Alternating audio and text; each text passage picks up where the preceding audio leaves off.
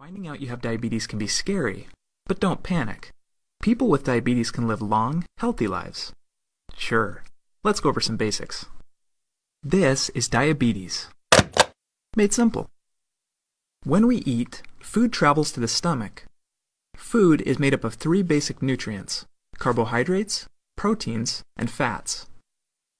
During digestion, carbohydrates are broken down into sugar, otherwise known as glucose. Here's a quick fact.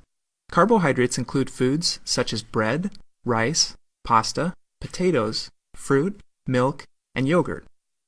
In a normal digestive process, sugar travels from the stomach, through the bloodstream, to your body's muscle and fat cells. However, sugar can't enter these cells without the help of a special hormone called insulin, which is produced by the pancreas. Insulin acts like a key, unlocking the doors to the muscle and fat cells and allowing the sugar to enter. The cells then use this sugar as fuel to provide energy for the body.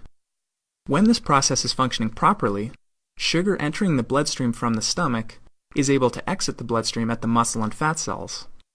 In this manner, the body is able to regulate the concentration of sugar in the bloodstream. Now let's see what happens in a person with diabetes. Sugar enters the bloodstream, but one of two things happens.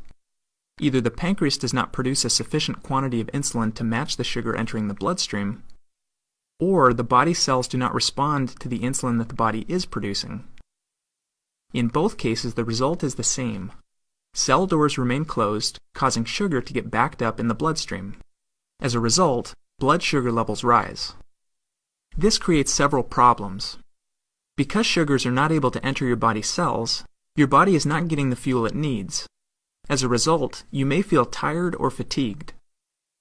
Your body may try to dilute the excess sugar in the bloodstream by pulling fluid out of your cells.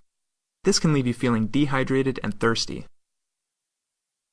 Most importantly, over time, exposure to high blood sugar levels can cause damage to vital organs connected to the bloodstream, such as your eyes, kidneys, nerves, and heart. If not controlled properly, diabetes can lead to serious complications, such as blindness, amputation, kidney failure, heart attack, and stroke. In order to avoid these complications, people with diabetes must take steps to keep their blood sugar levels in a normal range. One way to do this is through diet. By reducing the amount of carbohydrates you eat in a single meal or snack, you can regulate the amount of sugar entering the bloodstream and prevent your body's insulin supply from becoming overwhelmed. This may mean limiting high-sugar foods such as cake, pie, candy, and soda. You know which ones. Another way to regulate blood sugar is through exercise. Physical activity makes your body's muscle and fat cells more receptive to insulin. In other words, those muscle and fat cells that wouldn't open before, now they will.